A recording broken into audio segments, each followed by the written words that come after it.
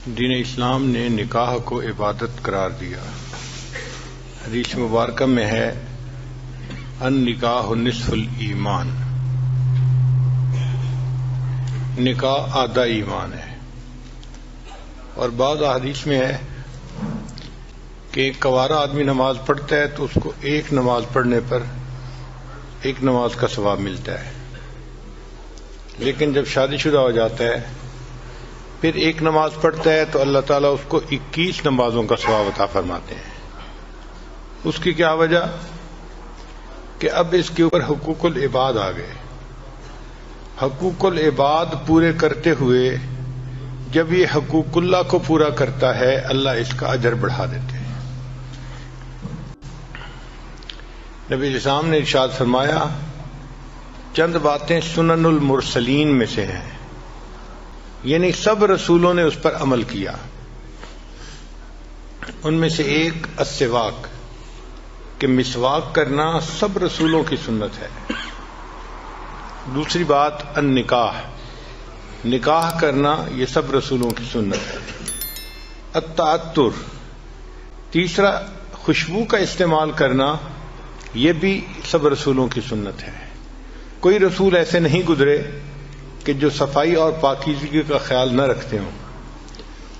سب عطر استعمال کرتے تھے اور صفائی پاکیزگی کی زندگی گزارتے تھے۔ تو یہ باتیں سنن المرسلین میں سے ہیں۔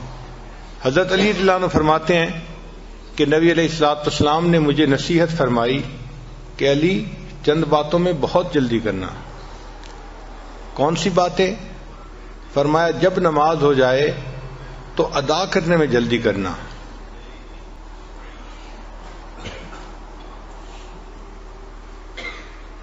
اور دوسرا جب بیٹی جوان ہو جائے اور اس کا جوڑ کا رشتہ مل جائے تو اس کا نکاح کرنے میں جلدی کرنا، اس میں دیر نہ کرنا۔ اور تیسری بات کہ اگر تمہارے اوپر کوئی قرض ہو جائے تو قرض کو ادا کرنے میں جلدی کرنا۔ اور چوتھی بات کہ جب کوئی بندہ فوت ہو جائے تو اس کے کفن دفن کے اندر جلدی کرنا۔ 4 چیزوں میں جلدی کرنے کا حکم مجھے نبی علیہ الصلوۃ والسلام نے عطا فرمایا۔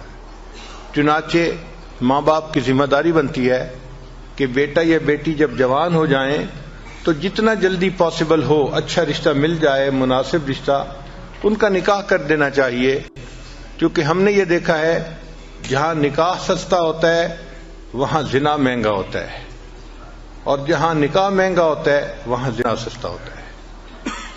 بہت ساری جگہوں پہ بدکاری اس لیے زیادہ ہوتی ہے کہ ماں باپ شادیاں جلدی نہیں کرتے، جس کی وجہ سے نوجوان بچے گمراہی کا شکار ہو جاتے ہیں۔ اب اس کی سزا صرف ان نوجوان بچوں ہی کو نہیں ملتی، بلکہ علماء نے لکھا ہے ان کے ماں باپ کو بھی اس کی سزا ملتی ہے۔ یعنی بدکاری تو کی بچے نے، مگر وہ بدکاری بچے کے نام اعمال میں بھی لکھی گئی، ماں باپ کے بھی نام اعمال میں، چونکہ وہ شادی کر نہیں رہے اس کی۔ تو دیکھیں کہ ماں باپ کو خواہ مخواہ جو ہے وہ عذاب میں گرفتار ہونا پڑے گا، اس لیے کہ وہ وقت پہ اپنے بچوں کا فرض ادا نہیں کریں گے۔ جب شادی ہو جائے تو میاں بیوی کو چاہیے کہ آپس میں بہت الفت محبت کی زندگی گزاریں۔ جتنا محبت پیار کی زندگی گزاریں گے اتنا اللہ تعالیٰ کے ہاں سے ان کو اجر اور ثواب ملے گا۔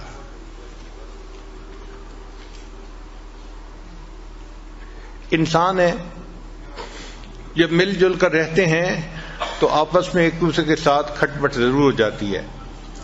کسی کا موڈ کیا ہے، کسی کا موڈ کچھ اور ہے، اور کئی مرتبہ دوسرے کے انڈرسٹینڈ کرنے میں بھی مشکل ہوتی ہے، غلط فہمی ہو جاتی ہے۔ تو اس وجہ سے آپس میں رنجشیں بھی ہو جاتی ہیں۔ مگر گھر کے ماحول کو اچھا رکھنا، محبت پیار والا رکھنا، یہ مرد کی ذمہ داری ہوتی ہے۔ مرد کے اندر 4 خوبیاں ہونی چاہیے۔ سب سے پہلی خوبی کہ وہ رسپانسبل ہو۔ بعض نوجوان بہت irresponsible ہوتے ہیں، وہ بیوی کی ذمہ داری نہیں لیتے اپنے اوپر۔ مثلا گھر کے معاملے میں بیوی کو اپنی ماں کے حوالے کر دیں گے اور بیوی کو کہیں گے بس میری امی کو تم نے خوش رکھنا ہے، خود ایک طرف ہو جائیں گے. اب ایک طرف ایک چھوٹی عمر کی ناتجربہ کار سی بچی ہے اور دوسری طرف جو ساس صاحبہ ہوتی ہیں وہ ماشاء اللہ سبحان اللہ، اس کو کہتے ہیں بہو اناڑی اور ساس کھلاڑی. تو کیا ہوتا ہے کہ وہ بہو چند ہی دنوں میں اس بچی کو ناک آؤٹ کر دیتی ہے اور خاوند اور اس کے درمیان کی ایکویشن کو بھی خراب کر دیتی ہے. ہمارے بڑوں نے یہ لکھا ہے کہ جب شادی کرنے کا وقت ہو تو جس طرح انسان رشتے کے لیے لڑکے کو دیکھتا ہے اسی طرح لڑکے کی والدہ کو بھی دیکھنا چاہیے کہ طبیعت کی کیسی ہے. اگر نیک طبیعت کی ہے اور نرم طبیعت کی ہے تو وہ گھر کو آباد کر لے گی اور اپنے بچے کو بھی گھر آباد کروانا سکھائے گی. ہم نے اپنے گھر میں دیکھا ہے ہماری والدہ صاحبہ ماشاءاللہ بہت نیک طبیعت کی تھیں اور نرم طبیعت کی تھیں، تو ساری زندگی ہم نے اپنے بڑے بھائیوں کو ڈانٹ پڑتے دیکھا. جب ذرا کوئی بات ہوتی تو امی بیٹوں کو ڈانٹتی تھی کہ تم کیوں اس کے ساتھ جو ہے وہ اچھا سلوک نہیں کر رہے، کیوں اس کو خوش نہیں رکھتے. ایک دفعہ میرے ایک بڑے بھائی نے آگے سے لاجک پیش کی، امی آپ دیکھیں اس میں میرا قصور نہیں اس کا قصور ہے. تو پھر امی نے آگے سے جواب دیا کہ مجھے پتہ ہے نا، جب میں رشتہ لینے گئی تھی تو میں نے اس کے ماں باپ کو کہا تھا کہ میں اس بچی کو خوش رکھوں گی، تو میں تو ہمیشہ اس بچی ہی کی سائڈ لوں گی، تمہیں ٹھیک ہونا پڑے گا. تو مجھے پھر اب احساس ہوتا ہے کہ دیکھو ہمارے بڑے اپنے بات کا اپنے بول کا کتنا لحاظ رکھتے تھے، اور واقعی رشتہ جب لینا ہوتا ہے نا اس وقت تو اس طرح بچ کے بات کرتے ہیں کہ جی ہم تو اس بچی کو اپنی بیٹی بنائیں گے اور خوش رکھیں گے اور ہم تو اس کو بہت اچھی طرح سے رکھیں گے. لیکن وہ جو رشتہ مانگتے ہوئے کی کیفیت ہوتی ہے وہ چند دن کی بات ہوتی ہے. جب رشتہ ہو جاتا ہے پھر یوں سمجھ لیتے ہیں کہ یہ کہیں گری پڑی چیز تھی اور اس کا تو کوئی سہارا ہی نہیں تھا اور ہم اس کو اٹھا کے لے آئے، حالانکہ اس کو ماں باپ نے آزاد جنا ہے اور وہ ماں باپ کے ساتھ عزت کی زندگی گزار رہی تھی. تو گھر کے اندر بیوی کو عزت قدر سے رکھنا یہ خاوند کی ذمہ داری بنتی ہے. اس کو کسی کے حوالے کر دینا یہ غلط بات ہے. ہم نے بعض جگہ پہ دیکھا کہ 4 بھائی ہیں اور چاروں کی بیویوں کا کنٹرول ان کی بڑی بہن کے پاس ہے، یعنی بڑی نند جو ہے نا وہ پورے گھر کو کنٹرول کر رہی ہے. اب حیرت ہوتی ہے دیکھ کے کہ بھئی شادی اس کی ہوئی ہے خاوند کے ساتھ اور اس کو حکم جاری ہو رہا ہے کہیں اور سے. حتیٰ کہ اب ان بھائیوں کی بیٹیوں کی شادیاں جب ہوتی ہیں تو ان کے جہیز بھی نند خریدتی ہے. نند نے کہہ دیا یہ لینا ہے تو لینا ہے، نہیں کہہ دیا تو نہیں. جیسے اس کی تو اپنی کوئی مرضی ہے ہی نہیں، حالانکہ اس کی اپنی بیٹی کی شادی ہے، مگر نند کے حوالے کر دیا. اب نند راج کر رہی ہے، نہ اس کے سامنے بھائی بول سکتے ہیں نہ اس کے سامنے بھابیاں بول سکتی ہیں.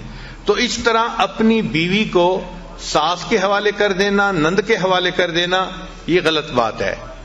یہ اپنی جگہ بات ٹھیک ہے کہ ساس اور نند کا بڑا احترام ہوتا ہے، مگر ہر چیز کی اپنی ایک لیمٹ ہوتی ہے.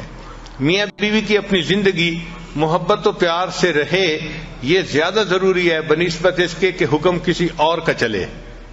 اچھا کئی نوجوان ایسے irresponsible ہوتے ہیں کہ گھر کے کاموں میں دلچسپی نہیں لیتے. مثلاً بیوی کب سے کہہ رہی ہے وہ واش روم کا جو شاور ہے نا وہ لیک کر رہی ہے اور پورے واش روم میں ہر وقت پانی رہتا ہے تو پلیز اس کو ٹھیک کروا دیں. ایک دفعہ یاد کروایا، دوسری دفعہ کروایا، تیسری دفعہ کروایا، آہو میں بھول گیا تھا مجھے یاد نہیں رہا تھا. یہ جو آپ کہتے ہیں نا میں بھول گیا تھا مجھے یاد نہیں رہا تھا، یہ چھوٹی سی چیز نہیں ہے. اللہ کے ہاں بہت بڑی کوتاہی لکھی جاتی ہے کہ مرد کو گھر کا کام بتایا جائے اور وہ اس کام کو ذمہ داری سے نہ کروا سکے. بعض تو ایسے شہزادے ہوتے ہیں کہ گارڈننگ کا کام بھی بیوی کے ذمہ لگا دیتے ہیں کہ وہ گارڈننگ کا جو کام ہے وہ مالی سے خود ہی کروا لو. بھئی بیوی آپ کی ہے، پردہ نشیں ہے، نیک ہے، اس کے ذمہ یہ کام کیوں لگا رہے ہو؟ یہ کام تو مرد کا ہے، مرد کو کرنا چاہیے. ہاں تم پلمبر کو بلوا کے یہ کام کروا لو نا، یہیں سے پھر آگے شیطان کو راستہ مل جاتا ہے. تو یہ انتہائی بری بات ہے کہ گھر کے کام ہو اور خاوند اپنی بیوی کے ذمہ لگائے، حالانکہ وہ کام باہر کے ہیں، یعنی باہر کے مردوں نے کرنے ہیں. اور کئی تو ایسے ہیں، ہمیں سننے میں آیا کہ گاڑی خراب ہو جائے تو بیوی کو کہتے ہیں تم ٹھیک کروا کے لے آؤ. سبحان اللہ. اس خاوند کے منہ پہ ذرا 2 تھپڑ تو آرام سے لگانے چاہیے نا، پھر سوچنا چاہیے کہ اب تیسرا کیا کریں. تو ارریسپانسبل ہونا یہ بہت بری عادت ہے. اچھے خاوند کی پہلی صفت کہ وہ ایک ریسپانسبل انسان ہو، وہ اپنے گھر کے کام کاج میں بھی دلچسپی لے، اور جہاں بیوی کو ہیلپ کی ضرورت ہے خاوند اس کی ہیلپ کرے. بس بیوی کو ایک ہی دفعہ بتانے کی ضرورت پڑے، بار بار یاد دلانے کی نہ پڑے، اور ایک دفعہ کہنے پہ وہ کام کر دیا جائے. اس سے اللہ تعالیٰ راضی ہو جاتے ہیں. آپ دیکھیں ان کاموں کی اتنی اہمیت ہے کہ حضرت موسیٰ علیہ السلام اپنی اہلیہ کے ساتھ سفر کر رہے ہیں، اور اہلیہ جو تھی وہ ولادت کا وقت ان کا قریب تھا، تو ان کو درد شروع ہو گئی. اب جب دردیں ہوتی ہیں تو سردی اور زیادہ بندے کو تکلیف دیتی ہے. تو حضرت موسیٰ علیہ السلام چاہتے تھے کہ کہیں سے آگ ملے تاکہ ان کو ذرا آگ کی گرمی کی وجہ سے ٹھنڈک کم ہو جائے. تو انہوں نے دیکھا کہ ایک درخت میں سے آگ نکل رہی تھی. تو حضرت موسیٰ علیہ السلام درخت سے آگ لینے کے لیے گئے تھے، اور اللہ نے وہاں ان کو پیغمبری عطا فرما دی تھی. تو بیوی کا کام تھا نا آگ لینے کے لیے جانا. آگ لینے کو جائیں پیغمبری مل جائے. اسی طرح نبی علیہ السلام اپنے گھر کے کاموں میں بہت دلچسپی لیتے تھے. بکری کا دودھ خود دو لیتے تھے، اپنے کپڑوں کو پیوند لگا دیتے تھے، اپنے جوتے کو سی لیتے تھے. گھر کے کاموں میں کئی مرتبہ نبی علیہ السلام نے روٹی پکانے میں مدد فرمائی. ایک مرتبہ فاطمہ الزہرا اللہ عنہا روٹی بنا رہی تھیں، نبی علیہ السلام تشریف لے گئے، اور نبی علیہ السلام نے کہا کہ فاطمہ کچھ روٹیاں میں لگاتا ہوں. تو نبی علیہ السلام نے کچھ روٹیاں تنور کے اندر لگائیں. تو گھر کے کاموں میں دلچسپی لینا یہ مرد کی ذمہ داری بنتی ہے.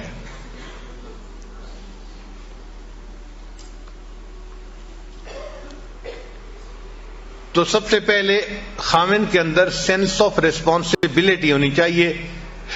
ریسپانسبلٹی سے کیا مراد کہ گھر کے کام کاج کو بھی وہ اپنی ذمہ داری سمجھے، پھر گھر کے بچوں کی تربیت کو بھی اپنی ذمہ داری سمجھے. بعض جگہوں پہ ہم نے دیکھا کہ اولاد کو بالکل پوچھتا ہی نہیں باپ، بس ماں کے ذمہ لگا دیا تم ہی ان کو جو ہے نا تربیت دو اور ان کو سکھاؤ. نہیں، مرد کی ذمہ داری ہے. تو سینس آف ریسپانسبلٹی کا ہونا انتہائی ضروری ہے. خاوند کو ارریسپانسبل نہیں ہونا چاہیے. اور دوسری بات کہ خاوند کی طبیعت کے اندر فوربیئرنس ہونی چاہیے. فوربیئرنس کہتے ہیں تحمل مزاجی کو، جلد بازی نہیں ہو. کئی خاوند ایسے ہوتے ہیں ذرا سی چھوٹی چھوٹی باتوں پہ، نکمی باتوں پہ فوراً غصے میں آ جاتے ہیں، اور پھر خود کہتے بھی ہیں حضرت میں باہر دفتر میں ہوتا ہوں بڑا ٹھیک ہوتا ہوں، دوستوں میں ہوتا ہوں بڑا ٹھیک ہوتا ہوں، پتہ نہیں گھر جاتا ہوں میرے دماغ گرم ہو جاتا ہے، پتہ نہیں دماغ کو گرمی چڑھ جاتی ہے. تو میں نے پوچھا کہ گرمی کس سے چڑھتی ہے؟ آگ سے. کہنے لگا ہاں. میں نے کہا آپ کو پتہ ہے آگ سے کون بنا ہے؟ شیطان بنا ہے. تو اصل میں یہ شیطانیت ہے جو تمہارے دماغ میں چڑھ جاتی ہے. شیطان قابو کر لیتا ہے تمہیں اور پھر تمہیں غصے میں رکھتا ہے. تو ہر وقت چھوٹی چھوٹی بات پہ غصے میں آنا یہ بری بات ہے. ایسا نہیں کرنا چاہیے. انسانوں کے ساتھ ہم نے زندگی گزارنی ہے تو ہمیں تحمل مزاجی اختیار کرنی پڑے گی. جو ہمارے مزاج ہے، تو میرا تجربہ تو یہ ہے کہ ہمیں فرشتوں کے ساتھ رہنے کا موقع ملے تو ہمیں تو ان سے بھی گلے شکوے ہونے شروع ہو جائیں کہ یہ بھی اچھے نہیں ہیں. ہم اتنے جو ہیں وہ نازک مزاج لوگ ہیں. چھوٹی چھوٹی نکمی باتوں پہ شکوہ کرنا یہ بری بات ہوتی ہے. نبی علیہ السلام کی مبارک زندگی کو دیکھیں. آپ اپنے گھر کے اندر عورتوں کے ساتھ اتنا محبت پیار سے رہتے تھے کہ اپنی بیویوں کو خوش رکھتے تھے. نبی علیہ السلام نے فرمایا خیرکم خیرکم لأہلہ، تم میں سے سب سے بہتر وہ ہے جو اپنے اہل خانہ کے لیے بہتر ہو. وَأَنَا خَيْرُكُمْ لِأَهْلِي، اور میں تم سب میں سے اپنے اہل خانہ کے لیے سب سے بہتر ہوں. یعنی اپنی مثال بتائی کہ میں سب سے بہتر ہوں اپنے اہل خانہ کے لیے. ایک مرتبہ نبی علیہ السلام اپنی ایک زوجہ کے ہاں تھے. اب دوسری زوجہ نے کوئی کھانا بنایا تو کھانا اچھا لذیذ تھا. ان کا جی چاہا کہ نبی علیہ السلام بھی یہ کھانا کھائیں. انہوں نے ایک مٹی کے پیالے میں وہ کھانا ڈال کے تو غلام کے ہاتھ بھیج دیا نبی علیہ السلام کی خدمت میں. تو نبی علیہ السلام تو دوسرے گھر تھے. جب وہاں کھانا لے کے وہ بندہ آیا تو اس نے کھانا پیش کیا تو نبی علیہ السلام نے عائشہ صدیقہ عنہا کو فرمایا کہ اچھا آپ یہ کھانا لے لو. اب ان کو طبیعت کے اندر ناگواری محسوس ہوئی کہ میری باری کا دن ہے تو کھانا بھی مجھے سرو کرنے کی اجازت ہونی چاہیے. یہ کیا ہوا کہ میرا دن ہے اور کھانا کسی اور کی طرف سے آ رہا ہے. چنانچہ انہوں نے کھانا جو پکڑا تو اتنا بے دلی کے ساتھ کہ جیسے انسان ادھورے من سے کوئی کام کرتا ہے، اور وہ پیالہ زمین پہ گرا اور ٹوٹ گیا.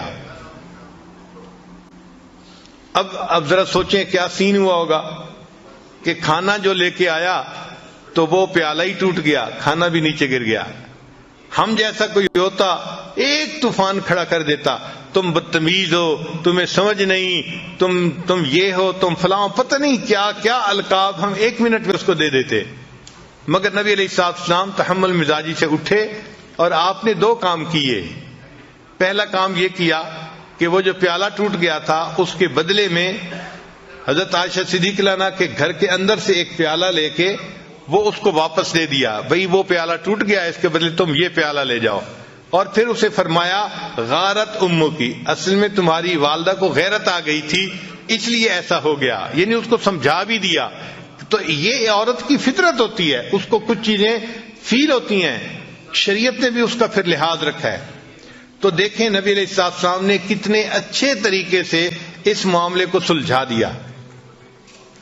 تو اگر گھر میں کوئی معاملہ ہو جائے تو یہ مرد کی ذمہ داری بنتی ہے کہ وہ ان معاملات کو پیار محبت سے سمجھداری سے سلجھا دے. ایک مرتبہ سیدہ صدیقہ رضی اللہ تعالی عنہا اور نبی علیہ السلام کے درمیان کسی معاملے میں بات ہو رہی تھی. اچھا ابھی بات ہو رہی تھی اور اتنے میں سیدنا صدیق اکبر رضی اللہ تعالیٰ عنہ ملنے کے لیے تشریف لے آئے. تو نبی علیہ السلام نے فرمایا کہ بہت اچھا، ابو بکر آگے ہیں، تمہارے والد ہیں، ہم ان کو ثالث بنا لیتے ہیں کہ یہ ہمارے معاملے کا فیصلہ کر لے. چنانچہ ابو بکر صدیق عنہ کو اندر بلا لیا. وہ اندر تشریف لائے تو دیکھا کہ عائشہ صدیقہ رضی اللہ تعالی عنہ کسی بات پہ نبی علیہ السلام سے ذرا خفا محسوس ہو رہی تھی. چنانچہ نبی علیہ السلام نے فرمایا عائشہ بات پہلے تم کرو گی یا میں کروں؟ یعنی کون پہلے بات کرے گا؟ تو عائشہ رضی اللہ عنہ نے آگے سے جواب دیا آپ پہلے بات کریں مگر جو کہیں سچ سچ کہیں.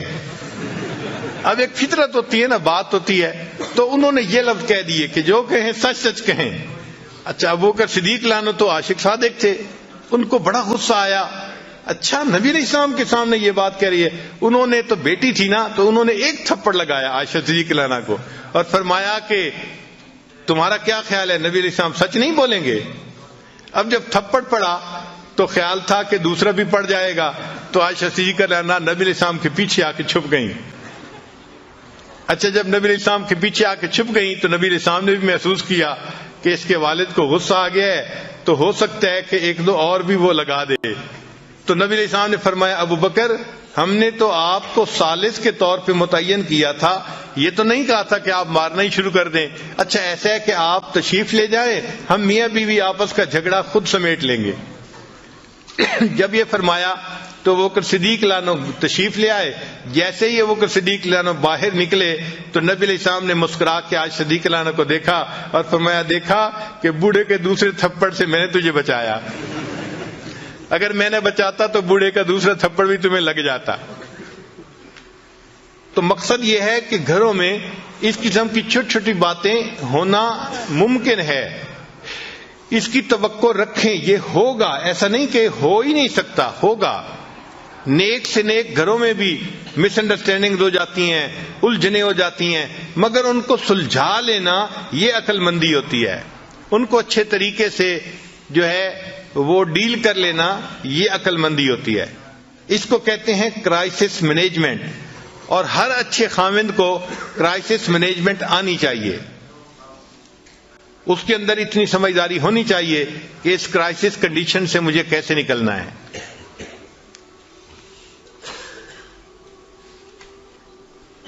نبی علیہ الصلوۃ والسلام کی اہلیہ صاحبہ تھی سیدہ صفیہ رضی اللہ تعالی عنہا، تو خیبر کے جو بادشاہ تھا اس کی یہ بیوی تھیں، شہزادے کی بیوی تھیں۔ صاف ظاہر ہے کہ جو شہزادے کی بیوی ہو وہ عورتوں میں بہت خوبصورت اور ہنرمند ہوتی ہے، شہزادہ ایسے تو کسی کو بیوی نہیں چنتا۔ تو بہرحال نبی علیہ الصلوۃ والسلام سے جب نکاح ہوا تو نبی علیہ الصلوۃ والسلام کے پاس آئیں۔ اللہ نے ان کو حسن و جمال بھی بہت دیا تھا، اور یہ اچھا کھانا بھی بہت بنایا کرتی تھیں، بہت اعلیٰ کھانا بنایا کرتی تھیں، جس کی وجہ سے ان کے ساتھ دوسری امہات المومنین کی کئی مرتبہ ذرا انبن ہو جاتی تھی۔ اچھا، ایک مرتبہ ایک ام المومنین نے ان کو کہہ دیا، اے یہودیہ کی بیٹی، یہودیہ کی بیٹی، یعنی ان کے چونکہ اوپر کے سب لوگ یہودی تھے اور یہ مسلمان ہوئی تھیں، تو ان کو یہودیہ کی بیٹی کہہ دیا، جس پہ وہ بہت دکھی ہوئی اور انہوں نے رونا شروع کر دیا۔ نبی علیہ السلام کو پتہ چلا تو آپ صلی اللہ علیہ وسلم نے پوچھا، صفیہ آپ کیوں رو رہی ہیں؟ اے اللہ کے حبیب صلی اللہ علیہ وسلم، مجھے انہوں نے کہا ہے کہ تم تو یہودی کی بیٹی ہو۔ تو نبی علیہ السلام نے فرمایا، تم رو کیوں رہی ہو؟ تم اسے کہتی کہ نہیں، میں ہارون علیہ السلام نبی کی بیٹی ہوں، ان کے خاندان سے تھیں، اور میرے چچا موسیٰ علیہ السلام تھے، اور میرے خاوند بھی اللہ کے نبی ہیں۔ تم ان کو یہ جواب کیوں نہیں دیا؟ تو دیکھیں کتنی سمجھداری کی بات کی، ان کا دل خوش ہو گیا یہ سن کے کہ واقعی میں کوئی گری پڑی چیز نہیں ہوں، میرے اوپر کے اجداد میں حضرت ہارون علیہ السلام بھی نبی تھے، اور میرے چچا حضرت موسیٰ علیہ السلام بھی نبی تھے، اور اس وقت میں نبی علیہ السلام کی بیوی بھی ہوں، میرے خاوند بھی نبی ہیں۔ تو نبی علیہ السلام نے فرمایا تم ان کو یہ جواب دے دیتی۔ تو اس طرح جب بھی کوئی گھر کے معاملہ ہو تو اس کو اچھے طریقے سے سلجھا دینا یہ خاوند کی ذمہ داری ہوتی ہے۔ تو خاوند کے اندر فوربیرنس ہونی چاہیے، چھوٹی چھوٹی باتوں پہ جلد بازی کر لینا یا جلدی سے کوئی ناپسندیدہ لفظ بول دینا یہ بہت بری بات ہوتی ہے۔ ہمارا یہ تجربہ ہے، آج کل کے نوجوان چھوٹی چھوٹی باتوں پہ بیوی کو دھمکی دیتے ہیں، میں تمہیں گھر بھیج دوں گا، میں تمہیں گھر بھیج دوں گا، میں تمہیں طلاق دے دوں گا۔ یہ بہت ہی بری بات ہے، اس سے بری بات اور کوئی خاوند نہیں کر سکتا۔ اس کی وجہ کیا ہے کہ جب خاوند نے بیوی کو کہہ دیا کہ میں تمہیں طلاق دے دوں گا، میں تمہیں گھر بھیج دوں گا، تو بیوی کے دماغ میں ایک بات آ گئی کہ اس کے ساتھ میری پوری زندگی گزرنا مشکل ہے، پتہ نہیں یہ مجھے کس وقت طلاق دے دے۔ تو بیوی سپلٹ پرسنالٹی بن جاتی ہے۔ پھر شیطان اس کے پاس آ کے اس کو مشورہ دیتا ہے، تم کہیں اپنے لیے اور بھی کوئی پرپوزل دیکھ لو یا کوئی تعلق ایسا دیکھ لو کہ اگر یہ تمہیں چھوڑے تو تم کیا کرو گی۔ تو یہ فکرہ چھوٹا سا ہے، لیکن اس فکرے کا زہر کتنا ہے اس کا مردوں کو اندازہ نہیں ہوتا۔ ایک فکرہ بول کے ہمیشہ کے لیے بیوی کو جو ہے وہ یعنی سپلٹ پرسنالٹی بنا دیتے ہیں۔ کبھی بھی یہ فکرہ نہیں بولنا چاہیے، بلکہ بیوی کو تو ایسا یقین ہونا چاہیے کہ مجھے تو خاوند نے اس طرح پیار سے رکھا ہے کہ میری اچھائی کو بھی اس نے قبول کیا ہے اور میری کوتاہی کو بھی اس نے قبول کیا ہے۔ اگر بحیثیت انسان کوئی چھوٹی موٹی کوتاہی ہو جائے تو اس کو قبول کرنا چاہیے۔ ہم انسان ہیں، فرشتے نہیں ہیں۔ اگر بیوی سے کوتاہیاں ہوتی ہیں تو خاوند سے بھی تو ہوتی ہیں۔ اگر خاوند بیوی کے اندر 10 کوتاہیاں گن لے گا تو بیوی اپنے خاوند کے اندر 100 کوتاہیاں گن لے گی۔ نبی علیہ السلام نے اس کا بہترین حل بتایا، ارشاد فرمایا اگر تمہیں اپنی بیوی کی کوئی بات ناپسندیدہ نظر آئے، اگر تمہیں اپنی بیوی کی کوئی بات ناپسندیدہ نظر آئے تو نبی علیہ السلام نے فرمایا پھر اس کی طرف دیکھو، تمہیں اس میں بہت ساری باتیں پسندیدہ بھی نظر آ جائیں گی۔ تو پسندیدہ چیزیں بھی تو ہوتی ہیں، آخر وہ بچوں کی ماں ہوتی ہے، آخر وہ گھر کے اندر کھانے بناتی ہے، خاوند کے لیے، بچوں کے لیے، سب کے لیے۔ گھر کو اس نے اتنا صاف ستھرا رکھا ہوتا ہے، اس پر اس کو جان مارنی پڑتی ہے، محنت کرنی پڑتی ہے، خود بخود یہ کام نہیں ہو جاتے۔ اگر وہ اتنا سب کچھ کر رہی ہے تو اس کو کریڈٹ بھی ملنا چاہیے۔ باقی رہ گئی بات کہ بھئی چونکہ اس کی جذباتی سوچ ہوتی ہے تو کئی مرتبہ وہ الٹی سیدھی بات بھی سوچ لیتی ہے، کر جاتی ہے، تو تحمل مزاجی سے کام کرنا چاہیے۔ چنانچہ ایک صاحب تھے، وہ اپنی بیوی کی زبان سے ذرا تنگ تھے۔ مرد کا ہاتھ قابو میں نہیں ہوتا، عورت کی زبان قابو میں نہیں ہوتی۔ تو اس نے سوچا کہ میں امیر المومنین حضرت عمر رضی اللہ عنہ کے پاس جاتا ہوں اور ان سے جا کے پوچھتا ہوں کہ میں اس بیوی کا کیا کروں۔ تو عمر رضی اللہ عنہ تو بڑے جو ہے وہ دبدبے والے اور ہمت والے ہیں، تو صاف ظاہر ہے وہ مجھے کہیں گے کہ ذرا اس کو سیدھا کر دو، تو میں پھر خوب کٹائی کروں گا اس کی۔ چنانچہ یہ نیت لے کے کہ مجھے پٹائی کا NOC مل جائے گا اور پھر مسئلہ حل ہو جائے گا، وہ حضرت عمر رضی اللہ عنہ کے پاس آئے۔ ابھی دروازے کے باہر کھڑے تھے کہ وہ سنا کہ حضرت عمر رضی اللہ عنہ سے ان کی بیوی اونچی اونچی زبان میں بات کر رہی تھی، اونچی آواز میں بات کر رہی تھی۔ اب وہ صحابی تھوڑی دیر تو سنتے رہے، اور تھوڑی دیر کے بعد پھر وہ کہنے لگے کہ چلتے ہیں، جب یہی اپنی بیوی سے سن رہے ہیں تو میں ان سے کیا پوچھوں گا۔ اچھا، جب وہ جانے لگے تو عمر رضی اللہ عنہ باہر تشریف لائے، تو عمر رضی اللہ عنہ نے اس سے پوچھا کہ بھائی آپ کیوں جا رہے ہیں؟ اس نے کہا جی میں ایک بات پوچھنے آیا تھا، لیکن آپ ہی کے ساتھ وہی کچھ بیت رہا ہے جو میرے ساتھ بیتتا ہے، تو میں آپ سے کیا پوچھتا۔ تو حضرت عمر رضی اللہ عنہ نے اس کو سمجھایا کہ دیکھو یہ میری بیوی ہے، یہ میرے لیے باورچن بھی ہے، میرے لیے درزن بھی ہے، میرے لیے گھر کی بھنگن بھی ہے، میرے بچوں کی ماں بھی ہے۔ اگر میری خاطر یہ گھر کے اتنے کچھ کر سکتی ہے تو کیا میں اس کی صرف بات کو برداشت نہیں کر سکتا؟ یہ عمر رضی اللہ عنہ نے اس کو سمجھایا۔ اس بندے کو بات سمجھ میں آ گئی کہ واقعی ہمیں ان سے تحمل مزاجی کے ساتھ گفتگو کرنی چاہیے۔ اور ایک کتاب میں لکھا ہے کہ آپ لوگوں کو پتہ ہے کہ بیوی حضرت عمر رضی اللہ عنہ سے کیا بات کر رہی تھی؟ عجیب سی بات تھی، سن کے حیران ہو جائیں گے۔ وہ کہہ رہی تھی آپ جو رات کو مدینے میں گشت کرنے کے لیے جاتے ہیں نا، آپ اصل میں مدینے کی عورتوں کو دیکھنے کے لیے جاتے ہیں۔ اللہ اکبر کبیرہ، اللہ اکبر کبیرہ۔ یعنی حضرت عمر رضی اللہ عنہ کا مقام دیکھیں کہ جن کو نبی علیہ السلام فرماتے ہیں کہ جس راستے پہ عمر جاتا ہے شیطان اس راستے کو چھوڑ دیتا ہے۔ جن کی دعائیں نبی علیہ السلام نے مانگی، جو اسلام کے لیے مؤید اور مددگار بن کے آئے، اور جو خلیفہ راشد تھے، ان کے بارے میں بیوی کی سوچ دیکھو، الگ سوچ ہے نا ذرا۔ تو وہ کہنے لگی کہ آپ تو رات کو پہرا جو دیتے ہیں نا مدینے میں جا کے، تو اس لیے دینے جاتے ہیں کہ آپ چاہتے ہیں کہ میں مدینے کی عورتوں کو جا کے دیکھوں۔ تو عورتیں ہیں بیچاری ناقصات العقل، اس لیے ان کو کہا گیا۔ تو وہ اس قسم کی باتیں سوچ لیتی ہیں، ذہن میں رکھ لیتی ہیں، اور کئی مرتبہ الٹی سیدھی بات کر مارتی ہیں۔ تو ان سے تحمل مزاجی ہی سے پیش آنا چاہیے۔ نبی علیہ السلام نے یہی بات سکھائی۔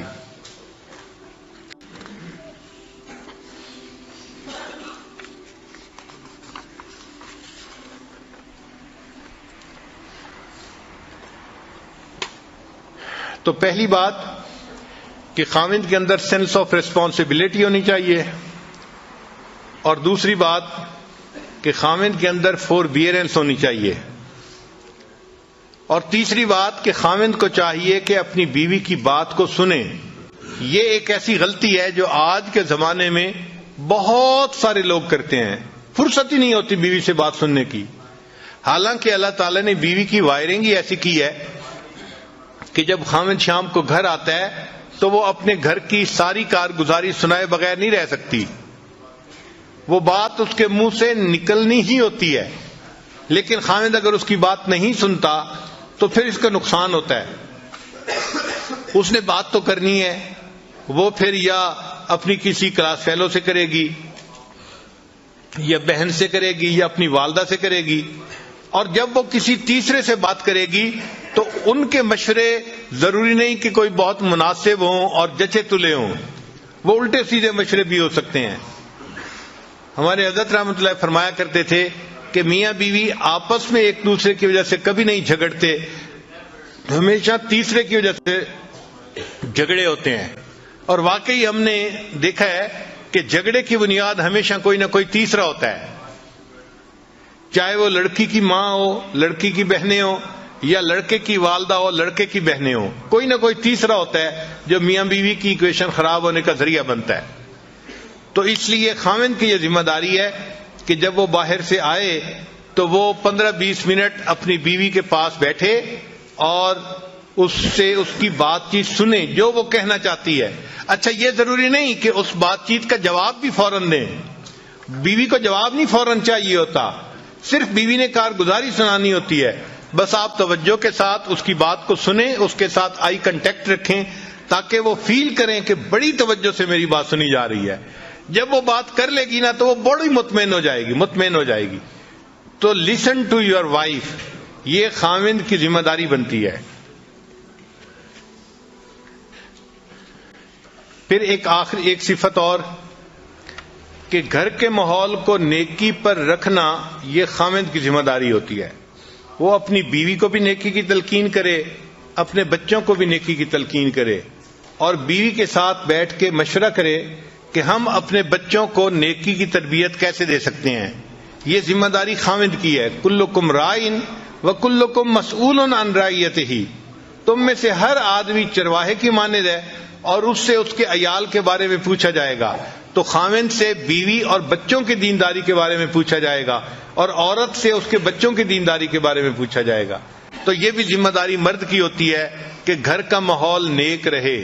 ایسی آزادی نہ کرے کہ جی بیوی ٹی وی لے کے آ گئی ہے اور بیوی نے یہ لگوا لیا ہے اور بیوی نے یہ کر دیا ہے اور بچوں کے ذمے. ایسی بات ہرگز نہیں، مرد کی ذمہ داری ہوتی ہے. نیکی کے اوپر کمپرومائز نہیں ہے، لیکن اس کو امپلیمنٹ محبت پیار سے کرے، اکھڑ مزاجی سے نہ کرے. اس طرح مسلمان نہ بنے کہ اس کے مسلمان بننے پہ باقی لوگ کافر بن جائیں. ایسے نہیں کرنا چاہیے. محبت پیار سے ان کو سمجھائے اور ان کو دین کی طرف لے کے آئے. محبت پیار ایسا نسخہ ہے کہ گھر کے سارے لوگ دین کے اوپر آ جانا آسانی سے آ جاتے ہیں. ایک مرتبہ لاہور کا ایک نوجوان میرے پاس آیا. اب اس کی شادی 1-2 مہینے پہلے ہوئی تھی اور شادی کے چند ہی دنوں بعد یہ سلسلے میں داخل ہو گیا، بیعت ہو گیا. اب اس نے چہرے پہ داڑھی بھی سجا لی، نمازیں بھی پڑھنی شروع کر دیں، تو نیکی پہ آ گیا. اللہ کی شان کے ایک دن میرے پاس آیا، غصے میں تھا. میں نے پوچھا خیریت ہے؟ کہنے لگا بس حضرت کیا بتاؤں، یہ جو میری بیوی ہے نا اس نے بس مجھے بہت ستایا ہوا ہے. میں نے پوچھا کیا ہوا؟ کہنے لگا کہ کہتا ہوں تو نماز نہیں پڑھتی، سر پہ دوپٹے کا خیال نہیں رکھتی، اور بالکل اس کو تو دین کا کوئی احساس ہی نہیں ہے.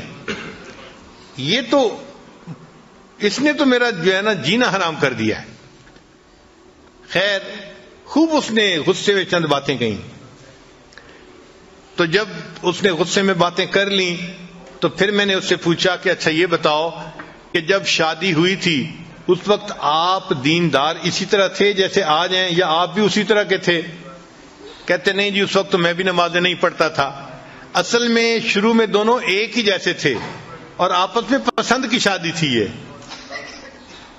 تو میں نے کہا کہ بھائی آپ بھی اسی جیسے تھے اور آپ بھی نمازیں نہیں پڑھتے تھے، تو آپ نے ایسی ہی بیوی پسند کی، تو بیوی تو وہی ہے نا، کوئی بدلی تو نہیں ہے.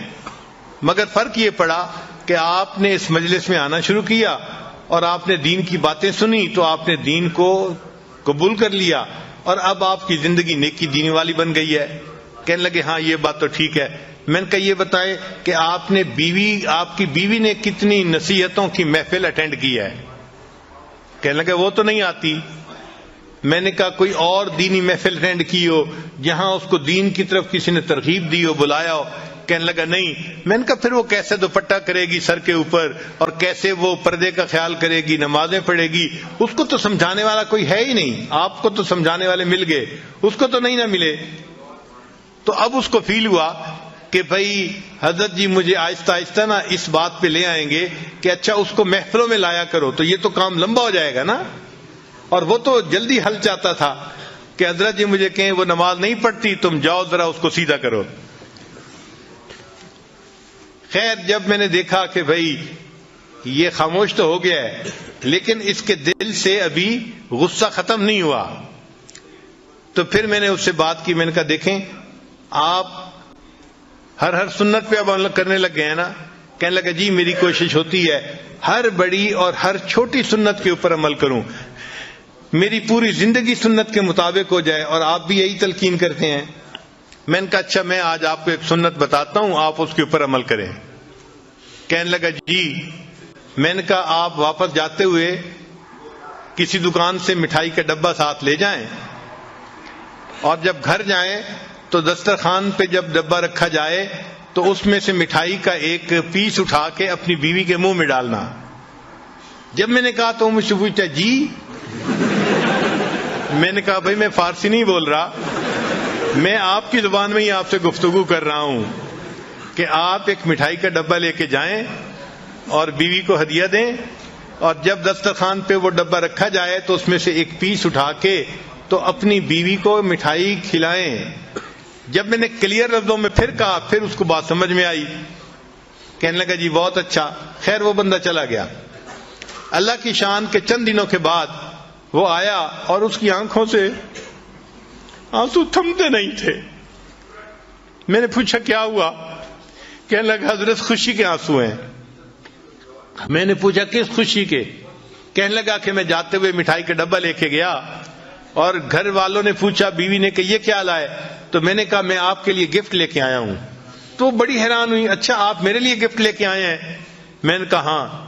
تھوڑی دیر کے بعد پھر کھانے کا وقت آیا تو کھانے کے دسترخوان پر کھانا لگ گیا اور وہ مٹھائی کا ڈبہ بھی وہیں تھا.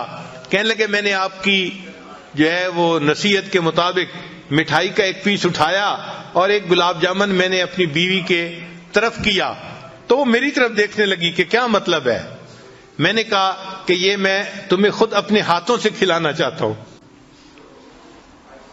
کہنے لگے وہ حیران. خیر اس نے وہ گلاب جامن تو کھا لیا. پھر اس کے بعد تھوڑی دیر وہ سر جھکا کے بیٹھی رہی، کچھ سوچتی رہی. پھر مجھے کہنے لگی آپ نے آج ایسا کیوں کیا ہے، پہلے تو کبھی نہیں کیا. تو کہنے لگا کہ میں نے اسے کہا کہ حضرت نے مجھے بتایا کہ یہ نبی علیہ الصلوۃ والسلام کی سنت ہے، میں نے اس سنت کے اوپر عمل کیا ہے. کہنے لگا جب میں نے یہ بات بتائی اس میری بیوی کی آنکھوں میں سے آنسو ٹپک پڑے اور وہ کہنے لگی اچھا یہ نبی علیہ السلام کی سنت تھی. میں نے کہا ہاں. تو کہنے لگی اچھا کیا میں بھی اور سنتوں پہ عمل کر سکتی ہوں؟ تو میں نے کہا ہاں کر سکتی ہو. تو کہنے لگے وہیں بیٹھے ہوئے میری بیوی نے وعدہ کیا کہ میں آج کے بعد نمازیں بھی پڑھوں گی اور پردہ بھی کروں گی اور شریعت کے اوپر مکمل پابندی کر کے سنتوں والی زندگی میں بھی اختیار کروں گی. نبی علیہ الصلوۃ والسلام کی ایک سنت نے پورے گھر کے ماحول کو بدل کے رکھ دیا اور وہ بچی نیک بن گئی اور بعد میں وہ بچی عالمہ بھی بن گئی. تو گھر کے اندر نیکی کا ماحول رکھنا، نیکی کی تلقین کرتے رہنا، یہ خاوند کی ذمہ داری ہوتی ہے. ہمارے حضرت رحمت اللہ علیہ فرمایا کرتے تھے کہ جو خاوند اپنے گھر میں نیکی کے ماحول کا خیال نہیں کرتا، جو خاوند اپنے گھر میں نیکی کے ماحول کا خیال نہیں کرتا، اس گھر کے مردوں میں اور مردوں میں کوئی فرق نہیں ہوتا.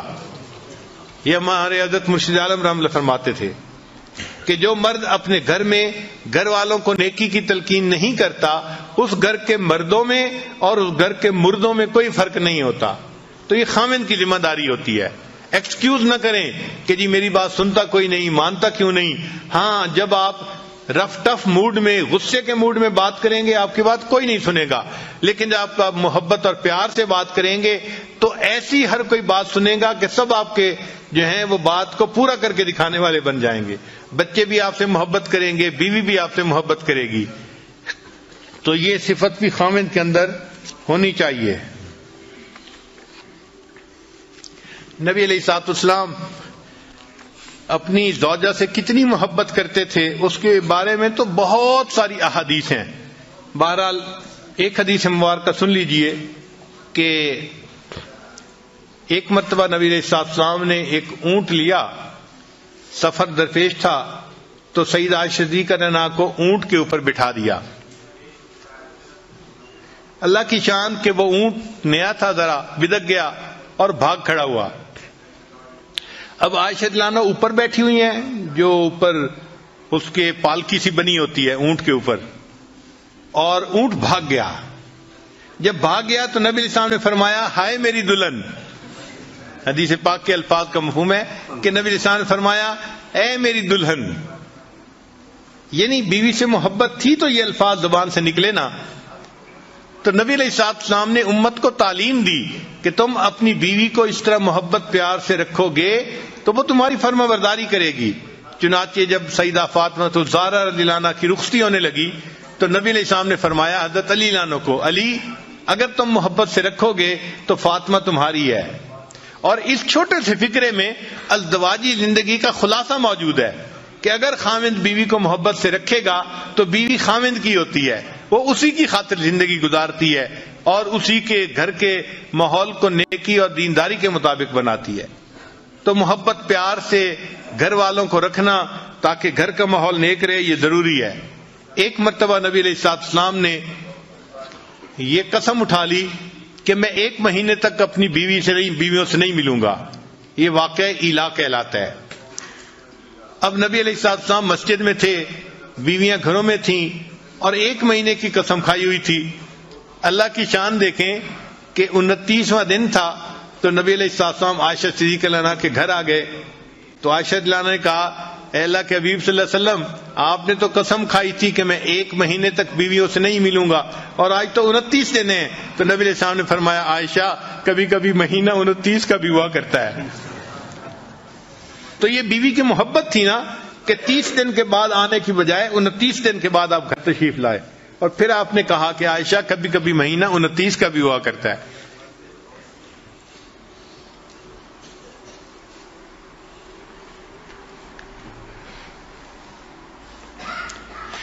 ایک مرتبہ صدیق اللہ نے پوچھا اے اللہ کے حبیب صلی اللہ علیہ وسلم, آپ کو مجھ سے محبت کس طرح کی ہے؟ تو نبی علیہ السلام نے جواب میں فرمایا کہ جس طرح رسی کی گانٹھ ہوتی ہے ایسی گانٹھ کہ جس کو جتنا کھینچا جائے وہ اتنی مضبوط ہوتی چلی جاتی ہے. تو میری محبت بھی آپ کے ساتھ ایسی ہے کہ جتنا اس کو کھینچا جائے یہ اتنی مضبوط ہوتی چلی جاتی ہے.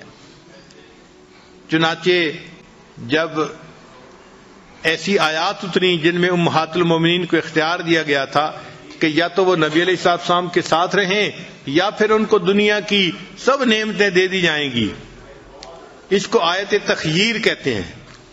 تو نبی علیہ السلام نے بتایا سب کو, مگر نبی علیہ السلام سمجھتے تھے کہ عائشہ صدیقہ عمر میں چھوٹی ہیں, ایسا نہ ہو کوئی جلد بازی کا فیصلہ کر لے.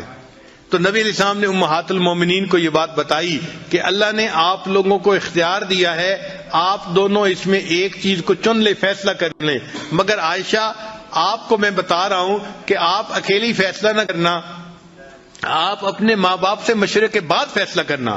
کیونکہ نبی علیہ السلام کو یقین تھا کہ جب یہ اپنے والد ابوبکر صدیق رضی اللہ عنہ سے مشورہ کرے گی تو وہ ان کو یہی کہیں گے کہ تم جو ہے غربت تنگی کو برداشت کر لو اور نبی علیہ السلام کے ساتھ ہی رہو.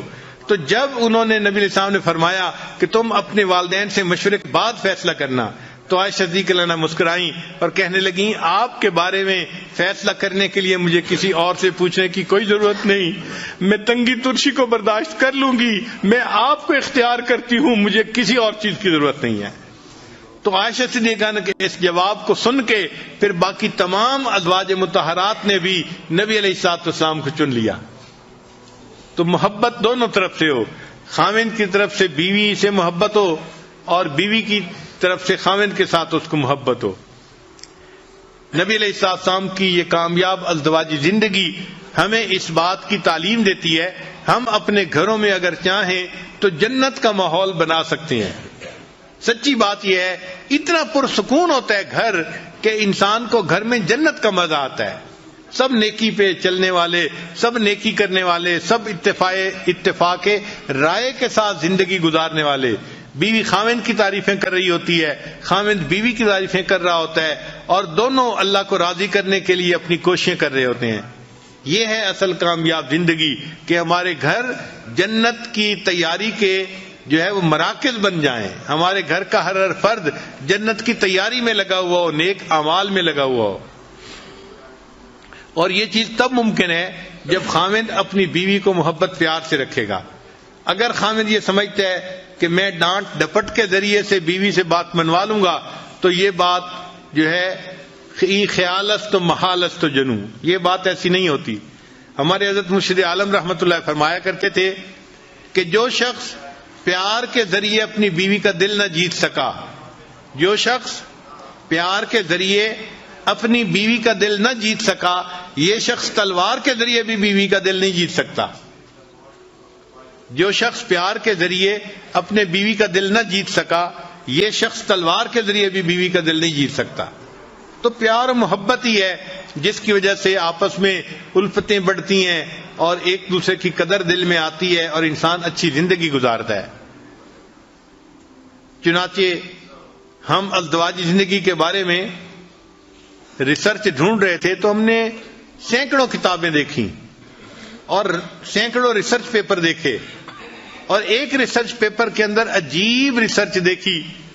لکھا ہوا تھا کہ جو خاوند دن میں 5 مرتبہ اپنی بیوی کو محبت کا میسج دے، محبت کے میسج سے آگے مراد اس کو بوسہ لے، اس کے ہاتھ کو پکڑے، اس کے سر پہ ہاتھ رکھے، یا اس کو کوئی ہنسی مذاق کی بات سنائے، یا اس کو اس کے ایسے نام سے پکارے جس نام کو وہ پسند کرتی ہو.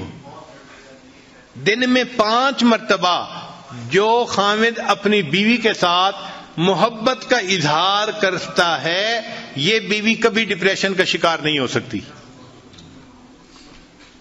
ان کا کہ ہم نے ہزاروں عورتوں پہ یہ ریسرچ کی ہے کہ جو خاوند دن میں 5 مرتبہ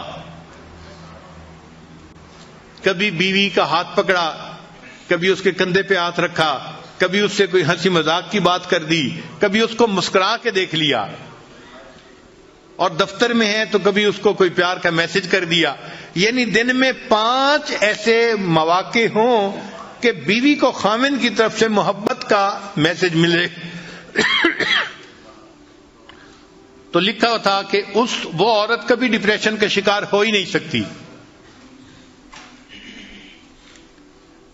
اب جو لوگ اپنے گھروں میں پریشان ہیں وہ ذرا ازدواجی زندگی کے بارے میں سوچیں کہ کیا انہوں نے بیوی کو کبھی مسکرا کے دیکھا یا بیوی کا ہاتھ پکڑا؟ اگر ایسا نہیں کیا تو بیوی پہ کیا گلہ کرتے ہیں؟ وہ تو ڈپریشن کی مریضہ بنے گی نا. تو بیویوں کو ڈپریشن سے نکالنا خاوند کے لیے کوئی مشکل نہیں ہوتا. اللہ تعالیٰ نے خاوند کے ہاتھ میں جادو دیا ہوا ہے، ایسا جادو ہے کہ بس وہ بیوی کا ہاتھ پکڑ لے، بیوی سب کچھ بھول جاتی ہے، سب پاسٹ کو بھول جاتی ہے اور نئے سرے سے اچھی زندگی گزارنے کے لیے پھر تیار ہو جاتی ہے.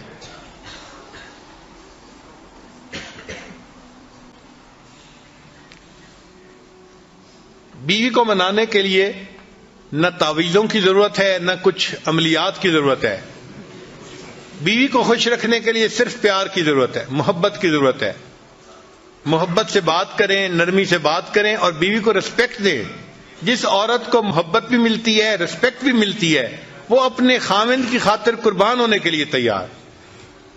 وہ تنگی ترشی بھی برداشت کر لیتی ہے اور فاقہ بھی برداشت کر لیتی ہے اور اسی خاوند کے ساتھ رہتی ہے. اس کو معمولی کپڑے پہننے کو ملتے ہیں، نئے نئے کپڑے نہیں ملتے تو اس کو اس کی کوئی پرواہ نہیں ہوتی. وہ غربت میں زندگی گزار لیتی ہے لیکن اس کو محبت پیار چاہیے ہوتا ہے. تو کامیاب ازدواجی زندگی گزارنے کا جو بہترین اصول ہے وہ ہے کہ بیوی کے ساتھ محبت پیار کا تعلق رکھا جائے، بیوی کو ریسپیکٹ دی جائے، عزت دی جائے، بچوں کی نظر میں بیوی کی عزت بنائی جائے چونکہ اس نے ان کی تربیت کرنی ہے، ان کی ماں ہے وہ.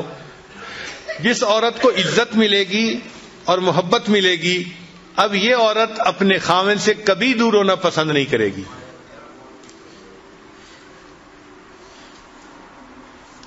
چنانچہ بعض لوگ بڑے غریب ہوتے ہیں، دیہاتوں میں ان کے گھروں کے اندر کھانے کو نہیں ہوتا، پینے کو نہیں ہوتا، ایک سوٹ میں عورت پورا سال گزارتی ہے. یعنی ایک جوڑا بنایا اور اسی ایک جوڑے میں وہ بیچاری پورا سال گزارتی ہے. سردیوں کا سوٹ گرمیوں میں بھی پہنتی ہے اور گرمیوں کے کپڑوں میں سردیوں میں گزارا کرتی ہے. مگر اپنے خاوند کے ساتھ وہ خوش ہوتی ہے اس لیے کہ اس کو عزت ملتی ہے اور اس کو خاوند کی طرف سے محبت ملتی ہے۔ چنانچہ ایک میاں بیوی بہت غریب تھے، خاوند بیچارہ مزدوری کرتا تھا اور گھر کا خرچہ چلاتا تھا، مگر میاں بیوی آپس میں محبت بہت تھی۔ چنانچہ جب شادی کا دن آتا، جس کو اینیورسری کہتے ہیں شادی کی، تو شادی کے دن دونوں ایک دوسرے کو کوئی نہ کوئی چھوٹا موٹا گفٹ پیش کیا کرتے تھے۔ بیوی خاوند کو دیتی تھی اور خاوند بیوی کو دیتا تھا۔ اب ایک ایسا وقت آیا کہ خاوند کے پاس خرچ کرنے کو کچھ نہیں تھا اور بیوی کے پاس بھی کچھ بچت نہیں تھی، مگر شادی کی اینیورسری کا دن قریب تھا، تو میاں بیوی دونوں کے دل میں چاہت تھی کہ ہم ایک دوسرے کو گفٹ پیش کریں۔ اللہ کی شان کہ بیوی کہیں جا رہی تھی تو اس نے ایک دکان دیکھی کہ جس دکان پر یہ وگز نہیں بنتی، مسلمانوں کے معاشرے میں تو اتنی نہیں ہوتی، لیکن باہر کافروں کے ماحول میں بہت ہوتی ہیں کہ ٹوپیاں ہوتی ہیں جن کے بال بڑے خوبصورت ہوتے ہیں اور لمبے بال ہوتے ہیں، مرد بھی پہنتے ہیں عورتیں بھی پہنتی ہیں۔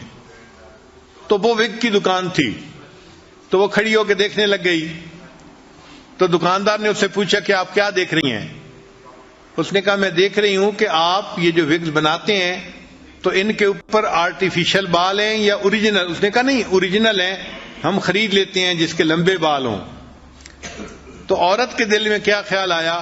اس نے کہا کہ اچھا میرے بال تو بہت لمبے ہیں، اگر میں جو ہے کٹوا دوں تو کیا تمہیں بہت اچھے جو ہے اس کے بدلے پیسے دے دو گے؟ اچھا، عورت کے دل میں چاہت تھی کہ مجھے پیسے ملیں گے تو میں اپنے ہسبینڈ کے لیے شادی کے اینیورسری کے دن کے لیے تحفہ لے لوں گی۔ خیر، اس دکاندار نے اسے کہا کہ اگر تم بال اپنے کٹوا دو تو ہم اس کے بدلے تمہیں اتنے پیسے دے دیں گے۔ اچھا، اس نے اپنے بال کٹوا دیے اور چھوٹے چھوٹے بال رہ گئے، لمبے بال ختم ہو گئے، اور اس نے اس کے بدلے کچھ پیسے اس سے لے لیے۔ اب وہ سوچنے لگی کہ میں خاوند کے لیے کیا تحفہ لے کے جاؤں۔ اس کے خاوند کے پاس ایک گھڑی تھی، جیسے گول گھڑی پہلے بوڑھوں کے پاس ہوتی تھی نا، ایک تو ہوتی ہے نا ہاتھ پہ باندھنے والی پٹے کے ساتھ، ایک ہوتی ہے جیب والی گھڑی۔ تو اس کے خاوند کے پاس وہ جیب والی گھڑی تھی، مگر اس کی چین نہیں تھی، تو وہ اس گھڑی کو جیب میں ڈالتا تھا اور پھر کبھی کبھی نکالتا تھا۔ تو بیوی نے سوچا کہ میں اپنے ہسبینڈ کے لیے وہ چین لے کے جاتی ہوں تاکہ میرا ہسبینڈ گھڑی کو چین کے ساتھ باندھ دے گا اور اس کو گھڑی نکالنی آسان ہو جائے گی۔ چنانچہ اس نے گھڑی کی چین خرید لی۔ اب جب وہ گھر پہنچی تو میاں بیوی دونوں ایک دوسرے کے پاس بیٹھے، انہوں نے کھانا کھایا۔ اب یہ اینیورسری کا دن تھا تو ایک دوسرے کو انہوں نے گفٹ دینا تھا۔ چنانچہ اب گفٹ دینے کے لیے بیوی نے پہلے بات بتائی کہ بھئی میں نے ایسے کیا ہے کہ وہ جو آپ کی گھڑی تھی نا، وہ آپ اس کو جیب میں ڈالتے تھے، اس کی چین نہیں تھی، تو میں نے کہا میں اس کے لیے خوبصورت سی چین لے آؤں، تو میں نے جو ہے وہ ایک چین خریدی ہے اور میں آج کے دن آپ کو وہ گفٹ کر رہی ہوں۔ تو بیوی نے گھڑی کی وہ چین دی تو خاوند کی آنکھوں سے آنسو آ گئے۔ تو بیوی نے پوچھا کہ آپ رو کیوں رہے ہیں؟ کہنے لگا کہ میں بھی سوچ رہا تھا کہ میں آج تمہیں ضرور گفٹ دوں گا، میں نے اسی گھڑی کو بیچ دیا اور اس کے بدلے میں تمہارے لیے ہیئر کلپس لے کے آیا ہوں۔ تو خاوند بیوی کے لیے ہیئر کلپ لے کے آیا، جبکہ بیوی اپنے بال کٹوا چکی تھی، اور بیوی اپنے خاوند کے لیے گھڑی کی چین لے کے آئی، جبکہ وہ اس گھڑی کو بیچ کے اس کے بدلے بیوی کا کلپ لے چکا تھا۔ تو غربتیں اپنی جگہ، محبت و پیار ایک ایسی چیز ہے کہ جو ان سب سے بلند و بالا ہے، اور شریعت یہ چاہتی ہے کہ میاں بیوی جتنا محبت پیار کی زندگی گزاریں گے اتنا انہیں اللہ کی طرف سے اجر ملے گا۔ حدیث مبارکہ کا مفہوم ہے، خاوند جب بیوی کو دیکھ کے مسکراتا ہے اور بیوی خاوند کو دیکھ کے مسکراتی ہے، اللہ تعالیٰ ان دونوں کو دیکھ کے مسکراتا ہے۔ تو ذرا غور کیجئے نا کہ اللہ تعالیٰ کو خوش کرنا کتنا آسان ہے۔ خاوند جب بیوی کو دیکھ کے مسکراتا ہے اور بیوی خاوند کو دیکھ کے مسکراتی ہے، اللہ تعالیٰ ان دونوں کو دیکھ کے مسکراتا ہے۔ اور جنت میں جانا بھی بہت آسان ہے، سمجھنے کی بات ہے۔ غور کیجئے، حدیث مبارکہ میں ہے کہ جو عورت پاک دامنی کی زندگی گزارنے والی ہو اور فرائض پورے کرنے والی ہو اور اس حال میں مرے کہ اس کا خاوند اس سے خوش ہو، اللہ تعالیٰ اس کے لیے جنت کے دروازے کھول دیں گے، وہ بلا حساب سیدھی جنت میں جائے گی۔ اب اس حدیث پاک کو پڑھ کے مرد یہ سمجھتے ہیں کہ بھئی عورت کے لیے جنت میں جانا تو بہت آسان ہے، بھئی عورت کے لیے جنت میں جانا یقیناً آسان ہے، اگر وہ اپنے خاوند کی خدمت کرے گی، اس کو خوش رکھے گی اور فرائض پورا کرے گی تو حدیث پاک سے ثابت ہے کہ اللہ تعالیٰ اس کو جلدی جنت عطا فرما دیں گے، وہ سیدھی جنت میں جائے گی۔ مگر اگر خاوند نے اس کو زندگی میں خوش رکھا ہے تو سوال یہ ہے کہ کیا وہ خاوند کے بغیر جنت چلی جائے گی؟ بھئی جو بھی اپنے خاوند سے خوش ہے، اگر اس کو اختیار دیا گیا کہ جنت چلی جاؤ تو کیا وہ خاوند کے بغیر چلی جائے گی؟ نہیں جائے گی، اس کی وفا کے خلاف ہے، کبھی ہو ہی نہیں سکتا کہ وہ خاوند کے بغیر جنت میں جائے۔ تو اگر بیوی جلدی جائے گی تو بیوی خاوند کو بھی ساتھ لے کے جائے گی۔ یہ جنت میں جانے کا سب سے آسان طریقہ ہے، خاوند بیوی کو خوش رکھے، بیوی خاوند کو خوش رکھے، اللہ تعالیٰ بیوی کو جلدی جنت عطا فرمائیں گے اور بیوی خاوند کے بغیر جنت میں نہیں جانا پسند کرے گی۔ اللہ تعالیٰ ہمیں نیکی تقوی کی زندگی گزارنے کی توفیق عطا فرمائے اور ایک مثالی خاوند بن کر اللہ زندگی گزارنے کی توفیق عطا فرمائے۔ جو غلطیاں کوتاہیاں ہو گئی ہیں اپنی بیویوں سے معافی مانگ لینے میں کوئی حرج نہیں ہے، دنیا میں ان سے معافی مانگ کے خوش کر لیجئے اور ایک نئی زندگی محبتوں والی شروع کر دیجئے۔ وآخر دعوانا ان الحمد للہ رب العالمین۔